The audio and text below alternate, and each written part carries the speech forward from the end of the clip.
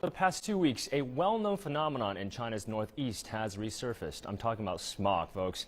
Many parts were smothered by smog clouds so dense it was visible from space. And we're just a few days away, of course, before winter heating starts here in Beijing.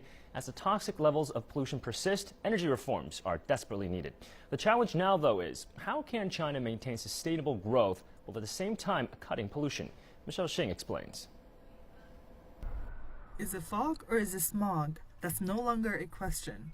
Air quality in most Chinese cities is far below World Health Organization standards, with major cities like Beijing and Shanghai constantly covered in choking smog. As PM 2.5 has become the topic for small talks instead of the weather, the message is clear. Nationwide action is more urgent than ever.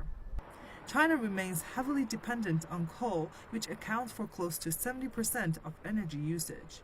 China recently announced its plan to cut coal consumption to below 65% by 2017.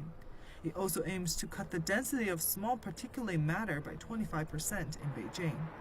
But the challenge is made more difficult by the fact that China is currently adding some 2 billion square meters of construction every year.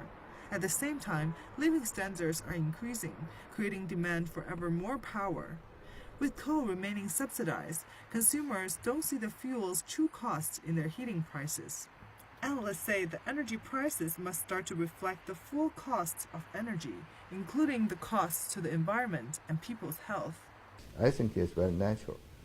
To improve the environment, the people will pay the cost. Although maybe it's not all the people is polluters, but anyway, even the polluter pay, the cost will move into the users. The other hand is, we cannot give the subsidy for all the users. That will lead to more wasteful utilization of the energy. So we need to reasonize the energy price system.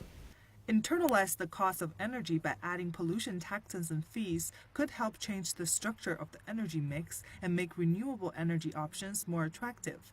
But that's just the beginning. China remains inefficient in the use of energy. It uses more energy to produce $1 of economic activity than most developed countries. Almost every use of energy can be optimized, which could result in less pollution going into the air. The cleanest kilowatt hour, the cleanest amount of energy you can get is the amount of energy you don't waste. And there's still a great deal of waste in China's system. We believe and have recommended a number of reforms that will internalize energy efficiency so that it's a real investment opportunity for many businesses out there, including the power sector. So instead of the power sector investing more in more power plants, by investing less money in energy efficiency, they can meet the same demand for energy. China is certainly stepping on the gas on energy reform, but it will need many more coordinated government policies to clean the air and make it healthy for people to breathe again. As ever in China, changes will be gradual and plans could be derailed. But with political, economic, and environmental interests become more aligned with cleaner energy, it looks like this round of reforms will less likely to be lost in Beijing smog. Michelle Xing, CCTV, Beijing.